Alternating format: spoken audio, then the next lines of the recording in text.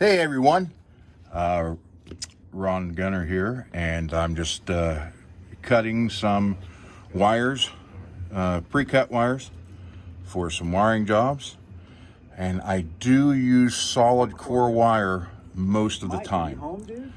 And I'm sitting here doing this, so I have some pre-cut and ready to go, and while I'm here doing it, I am watching Johnny Beane. Oh yeah, Can't beat that, man. Sit here and watch this and then do some work at the same time. We're gonna do dumpster diving. If you see that, well, you do see it, that Jackson headstock, that is for my Hey Mike, Predator stop me if I, blood-soaked King V that I'm working on. And yeah, so that's that. I'm just, like I said, cutting some wire, getting stuff ready. I always like to have a supply. Now I do use, the regular wire, but I love solid core, and I use it as much as possible. Sometimes you can't do everything with it. I mean, you could, but I like to have some ready to go, and I cut it and strip it in different lengths so it's ready to go. And since we're here, I got my roll around box with me that I take with me everywhere I go when I work on guitars. And you can see some of my gear here. Fret leveling beam, marker, or a notched straight edge, Allen wrenches, my copper tape, Stumac stuff there. Then you come down here, here's my electronics drawer, where I got a lot of stuff in it, extra pickups. There's a drawer with a bunch of stuff.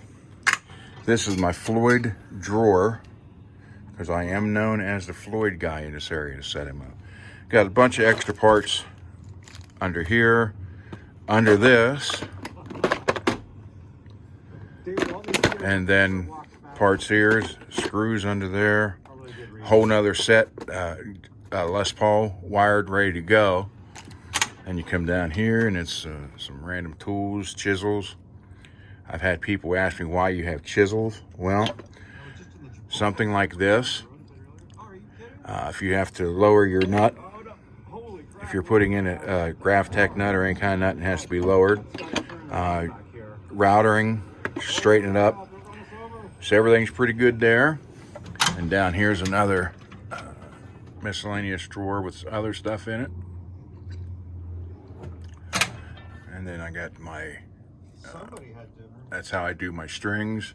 I buy the 25 packs. You get 25 packs for $100 or 10 packs for 50. I restrung a Les Paul, or not restrung, I'm sorry. I rewired a Les Paul last night put a new 3-way switch in it, and actually 4 new pots, and ended up being 2 of the pots were bad. They came that way new, bad actually. So I put it all together and it wasn't working right, and it drove me nuts. So I ended up replacing them again, those 2, and in the frenzy of trying to figure out why it wasn't working when everything was wired right, I forgot to film it. So I apologize for that. So I thought I would do this today. I do have another Les Paul that I just put 4 brand new pots in about 10 days ago, and the guy had bought new tuning knobs, or new knobs for volume and tone, and they weren't the right size. So what he did was he forced them on and ended up pushing the bottom of the shaft, knocking the bottom of the pot, brand new pots out, just like this.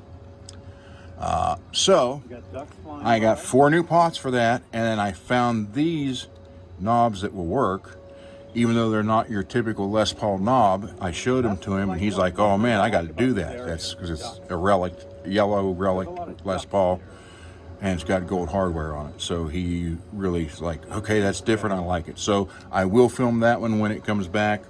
That should be within the next couple of days. So thanks for stopping by. I just want to put something up and let you know I'm working on here, and I'll see you guys Saturday night on the Johnny Beane Show.